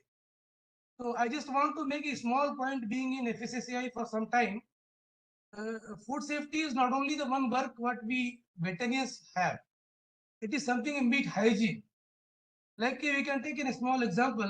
If we got a Brucella positive animal, so really that animal is required to be slaughtered or not. If it has to be slaughtered, then yes, we may get a safe food. But what about the transmission of that disease? Either to the either through cross contamination or to the handler. So it's a one plus job what we veterinarians have. I think I'm audible now, Dr. Vaidya? Yes, sir. Yes. You are Clearly. very much audible. Yeah. So this is one additional job we veterinarians have. And yeah, veterinarians, we are performing to the best efforts. And what we have observed in government of India, that wherever we have been given whatever responsibility, that is being done in a very, in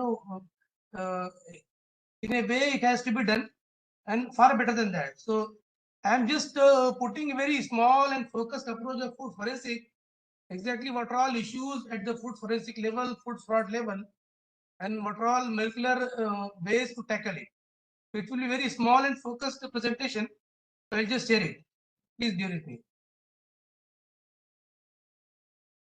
Manoj कहाँ से निकाले madam?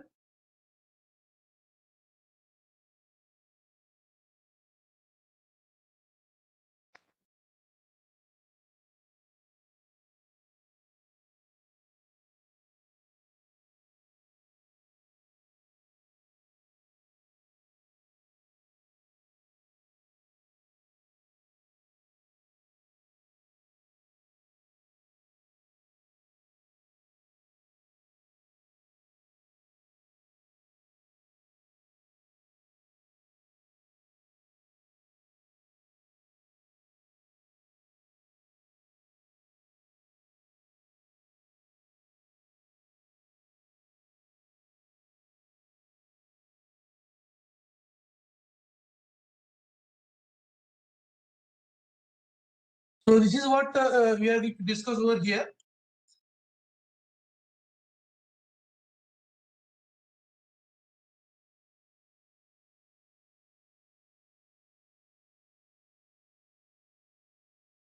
Madam.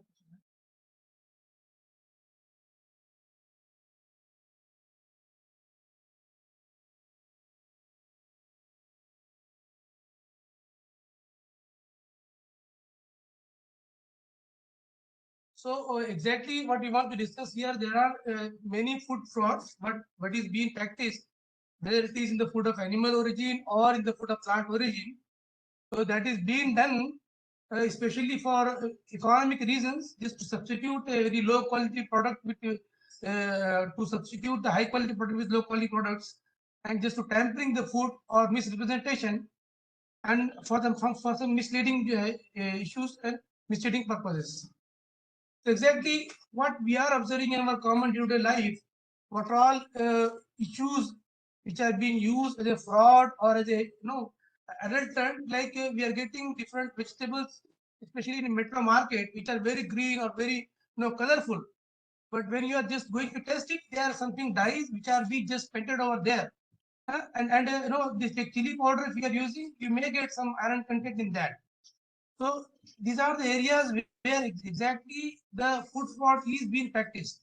But we are not, either we are not understanding it, we are not testing it, or we are not recording it.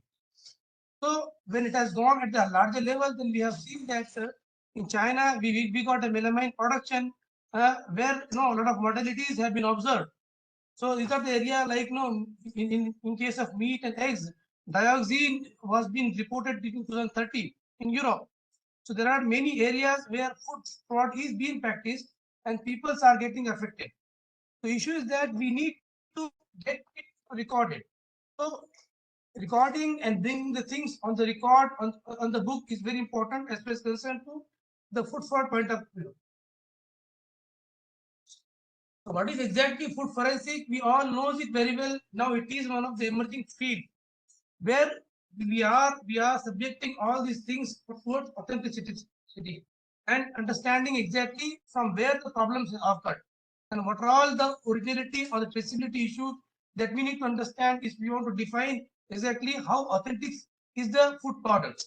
Because when we are mixing different types of products, when we are going for a processed food, it's very difficult to understand exactly what is the origin of the product. Exactly whether the product is containing the intended whether it is really fulfilling the labeling requirement or not. So these are the areas which require authenticity, and for that we need to have a standard test regime. So all those test regimes are in the in the regulations. So all these things are required to be applied one. So that's why food forensic is very important from the investigation point of view, understanding exactly what are all the issues, how it has happened, and how the public trust can be restored in the processed food product or in the products which are available in the market. So authenticity means it's an authentic or genuine product is available in the market, or how best goods can be made adulterant free, especially with regard to their composition, their nature, their purity, and their origin. So like we have Hyderabadi biryani, now we got a geotag for Hyderabadi biryani. So it's available everywhere. But exactly what is purity, what is composition, whether really the product belongs to a particular name, a particular brand or not. So that's very important. So yeah, it's very important that one should be honest, one should be authentic when they're serving to the public. So in order to understand that their purity, their authenticity, we need to have the proper labeling, all those things. And it is well been described in the Food Safety Standard Act and the regulation. But it's very important that we need to educate the people. We need to bring the people to the level that they should be able to understand the labeling requirement and exactly what they're eating. So for different reasons, mainly the reason what we are observing in our country is the economic reason where this fraud is being conducted. So we have different regulation in the Food Safety Standard Act. Like we have section 52 for misbranding, 53 for misadvertisement. Like we are getting many types of advertisement where different claims are being done. Thus, this food is going to make this much difference in the height of the children, in the growth of children. But all those things are required to be tested at levels where we can prove, like what sir was telling, that we have to verify our hypothesis. So like what all claims, those claims are also required to be justified and verified. So there are many sections which are providing different types of. So there are many sections which are providing different types of punishments, in case of false claim and distribution of unsafe food to the masses. So yeah, why what necessitates us to understand that yes, food is authentic or not? There are many personal preferences. That I need a specific type of food product. No, I need a specific, being person or diabetic or allergen, I may need to go for a specific type of food, which is my personal preference. So to understand that, the labeling requirement must be there. The disclosure must be over there. I want halal food, so halal logo must be there. If I want particular allergen-free food, then that has to be required to be put over there. So the personal preferences are there, socio-religious preferences are there, the public health issues or allergen issues are there. So all these things are very important, and the present regulation is addressing all those issues. The very important thing, what is that? Being a person involved in all these things, we must know and we should be able to verify all those things in position. So when we are going to establish the traceability or authenticity of the product, there are many lab tests available. Those are chromatographic tests available. There are different tests like stable metaboloid, stable isotope analysis is there, metabolomics studies are there. Exactly what sort of metaboloids are being produced or generated due to addition of a specific type of allergen. Then we have various enzyme-based filtration techniques are available. Now, NMR is one of the very important technique which has been applied for authenticity of honey. So now this is very important aspect in case of food industry. Whatever honey is being produced or manufactured or packed, whether it has authenticity or not, whatever claims are being made, whether those claims are really verifiable, justifiable or not. So there are many techniques, but NMR is one of the very important technique. Especially for understanding exactly the origin or authenticity of the food product. So we have different tests like neurological techniques are there, molecular techniques are there, genomics, proteomics are there. So specifically concerned to food of animal origin, our main concern being a vegetarian is the meat. So there are many molecular techniques which are available in the market and which can be applied. These techniques are based on DNA, RNA sequencing. And nowadays, it has become very important to understand what sort of meat is being provided. And we have many newspaper, news also, where it has been found that the food has the meat which has been provided is exactly not the meat what we are intending to purchase or to buy or what we have taken. So all these things are required to be verified by applying the different advanced molecular techniques. So yeah, molecular techniques have become an important tool for species authentication. And these techniques are really based on simple molecular procedures which are really available nowadays all over the country.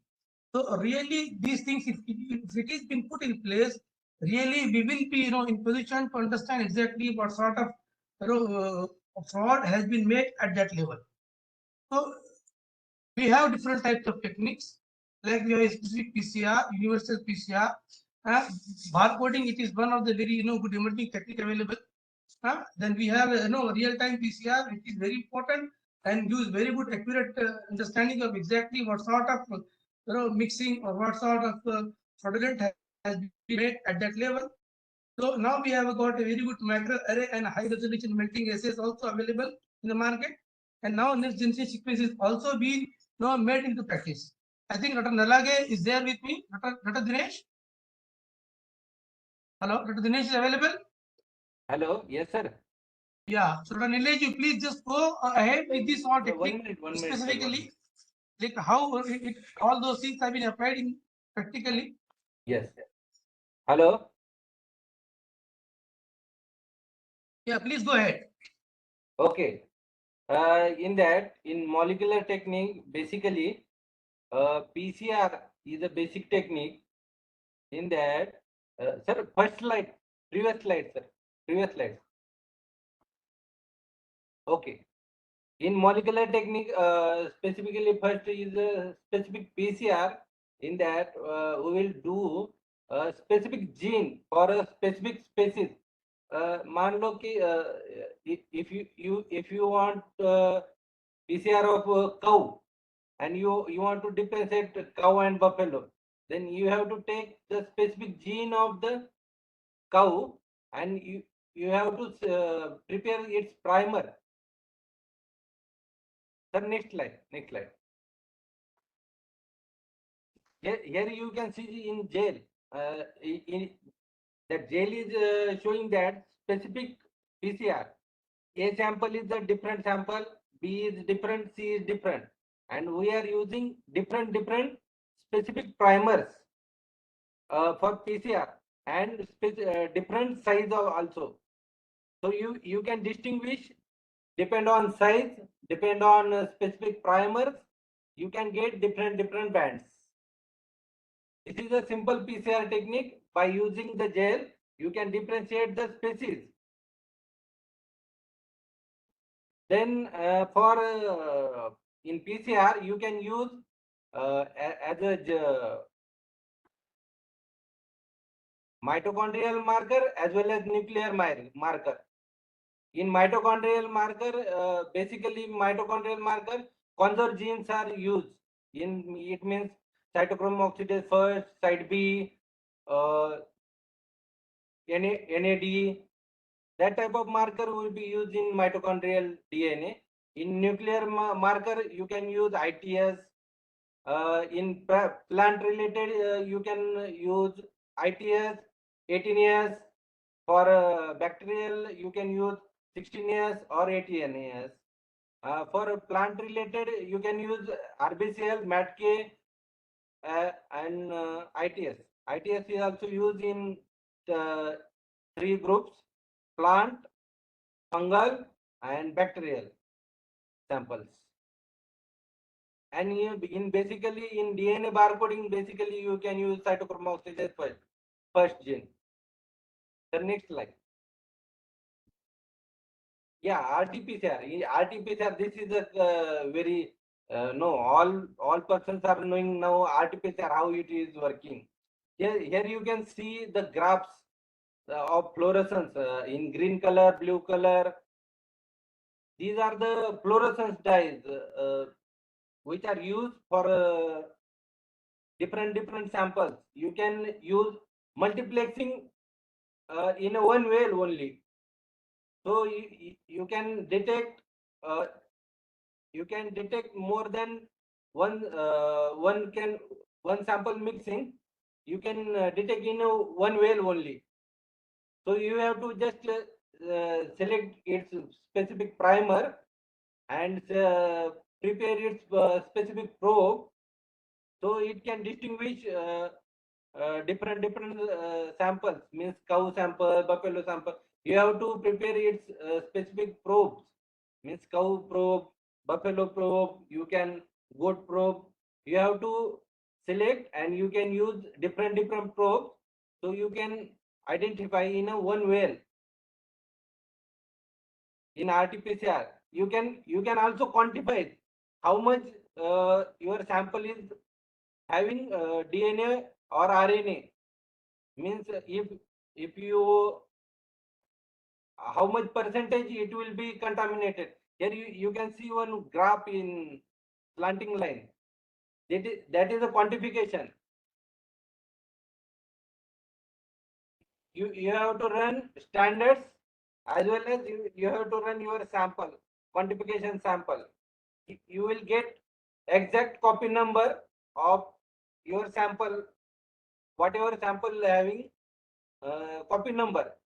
So you can use real-time PCR for that also. Real-time PCR is used for in mixing samples also. You can use in Ayurvedic samples also. In Triphala Churna. Triphala Churna having 3 types of samples, 3 types of content. So you can make its probe, you can make its primer, and you can identify whether Triphala Churna is Triphala Churna or whether they are contaminated, how much quantity they are mixing in each other. That job is not currently, no one is doing such type of job. Next slide, sir. Next generation sequencing. This is very good. This is a current technology, but in this technology it is very high, huge amount you have to require. Each run you need to go for 7 to 8 lakh rupees for each run.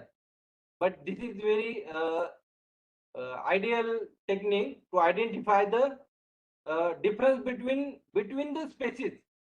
Means now currently current scenario is that people don't know what is breeding, what is breed, what is species, what is variety.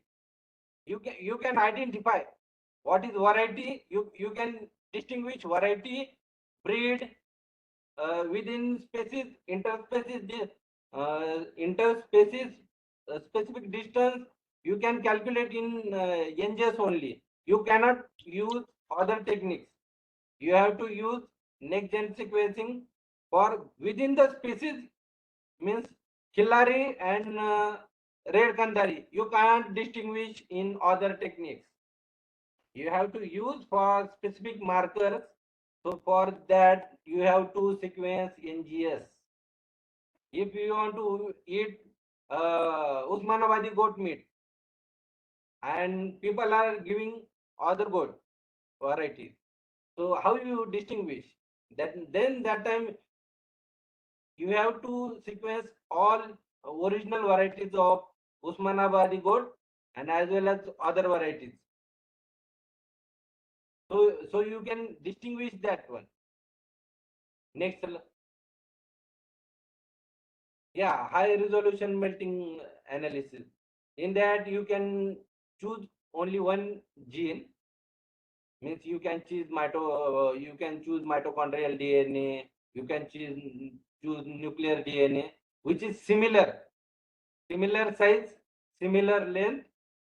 So in that, in every species having between the species 3% distance is there. So you can use that, and depend on its nuclear composition, its melting point will be different. If G and C will be more, its melting point will be higher, because it is having 3 hydrogen bonds, and A and T is having 2 hydrogen bonds. If G and C is percentage is more high, your species, means your melting curve will be goes in upward direction. If your A and T composition is more, your melting curve will be going down. Here you can see here in right side here. There are graphs. Sheep, goat, fish. These are the melting curves of only one gene. It is having COA gene and its melting curve. Then in second picture, side B gene is there. In third picture, 16S rRNA. You can use this technique for any type of means it can be plant, it can be animal, it can be bacteria. You can be used for all type of samples. Next, sir. Yeah, protein based. This is also a very good approach. Many times, what happens? DNA you will be not get. That time you can use protein. In milk, you will not get cow DNA. If it is processed, it is difficult. So you will get its DNA. So in that case, you can use protein-based acids. So you have to in milk sample basically protein based or in processed fish meal, you can use this approach.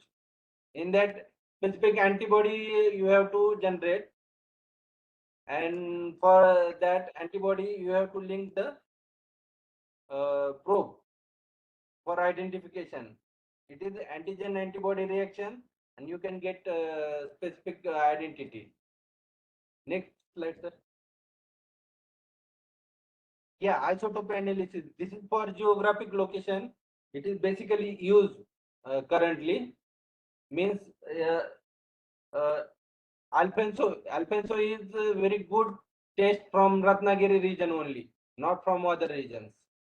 The taste of Ratnagiri region's Alphonso is different than if it is from Nagpur region or any other region. Taste is different. Like in Nagpur, orange is same. Nagpur orange is different than taste is different than other region. So you can for use what is important isotope analysis. What you find in that? You have to find carbon, nitrogen, and oxygen, because in every soil having different composition. So it will comes in also. It will reflect in grass and all. So when that animal will be take, it will also reflect in its milk. Means आप जो खाओगे वही आप पाओगे. So that principle is used in isotope analysis. Okay, sir. Next slide. Yeah, this sir, hand over to you, Nadim sir. Sir, these are the news items which we have seen in the media in the recent past.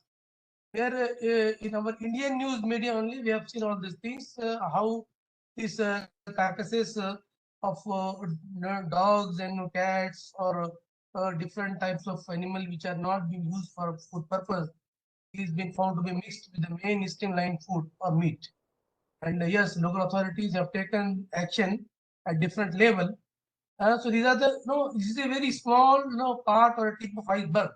But I think if we are going and reporting, and if all academicians or regulatory authorities, we are putting ourselves in the field, and if you are walking through streets, the bazaars, I think we'll be able to understand exactly what sort of fraud is being made at the ground level. And by applying all these techniques, we will be in position to have a proper regime in place, and the consumer confidence can be retained. At the same time, all the either the personal preferences or public health part or the branding, everything can be taken care of. So this is in short what we try to present before the audience, the August audience. So thank you very much. Thanks a lot.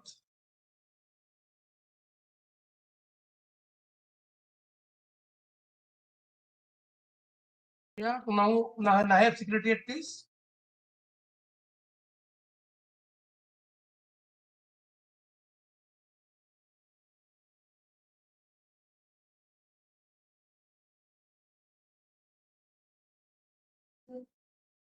Yeah. So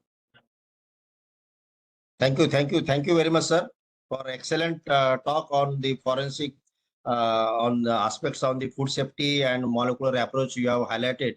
Very excellent information you have given.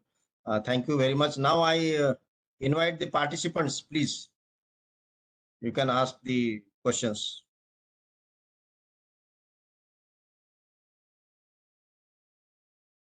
Participants, please.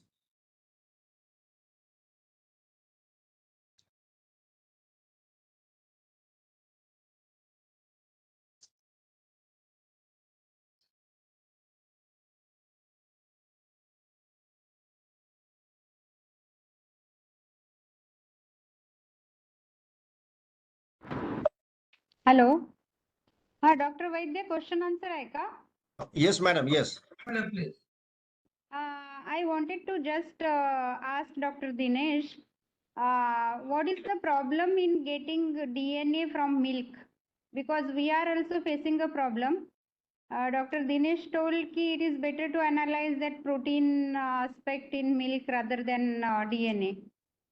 So I would like to just know what's the problem in getting DNA from milk. Yeah, very nice question you are asking, ma'am.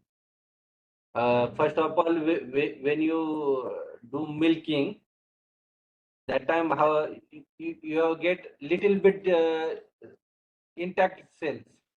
Okay. So when you get intact cell, then and then only you can get the DNA. Okay. Okay. Afterwards, so what happens? Process will be happens. It will go in pasteurization. Okay. Then milk is having good source of energy. So organisms also growing side by side. That's why you will not get after processing you will not get DNA. Okay. You will get DNA of bacteria only, and it will challenge when you are doing the PCR and all things. It will get challenging. Yeah. The quantity of bacterial DNA is very much, and animal DNA is very low. If DNA will be there, it will compete, but.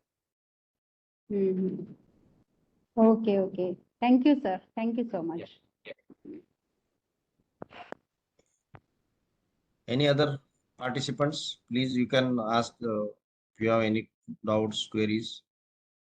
Yes, I will say you one thing. In oil also, same thing is happen. Yeah. People are want to identify which oil is this is soybean oil, this is cotton oil. But in that, what happens? You have processed that oil. When it will come out, you will process alkaline condition. As you are processing alkaline condition, your cells will be removed out. So refinery oil, you can't identify DNA. This is one challenging right now. Yes, sir. Yes, sir. Yeah, these are the very this latest and updated information, sir, because you are working since many years in this molecular this area. So you know, yeah, very nice that information, Dr. Dinesh sir, you have shared. Yeah. Any other participants, please?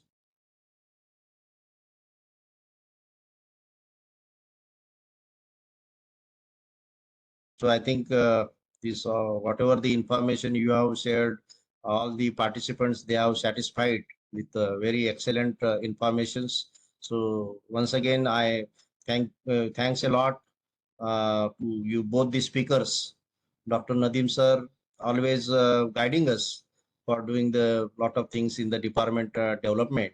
Always sir's advice and suggestions are helpful. And thank you very much, sir. Although we wanted that you come here and your physical presence, but definitely next time also we will request you to come and give your suggestions, valuable suggestions. But thank you very much because you are busy. We know that you are very much busy, and still you have spared your valuable time in spite of your busy schedule and delivered excellent talk. Thank you very much, sir. And I thank Dr. Dinesh for giving us a very valuable and the informations regarding the molecular approach about the food safety and forensic the issues how to tackle that. So thank both the speakers. Thank you once again. Okay, thank you. Now I declared, thank you all the participants from the different organizations. You are, because of, you are the main source of inspirations to us. You are the participations as since morning. We have seen the physical participants are physically, they are attending, and the online also more than 116 participants were there. So because of you, this always the training programs are successful, making you are helpful for making the grand success of this training program. And today is a very special day, World Food Safety Day. We are eating everyday food, and it should be the safe quality food is there. And all the eminent speakers, they have delivered, they have highlighted very important points regarding the on this auspicious occasion of the World Food Safety Day. I wish you all the best wishes on this World Food Safety Day, and thank all the these eminent speakers. Thank you very much. Now I declare that today's this training program is over. Thank you once again. Now feedback link is shared in the group, WhatsApp group. Please you fill up the feedback form and submit. Thank you all. Welcome, sir. Thank you. Thank you very much. Thank you.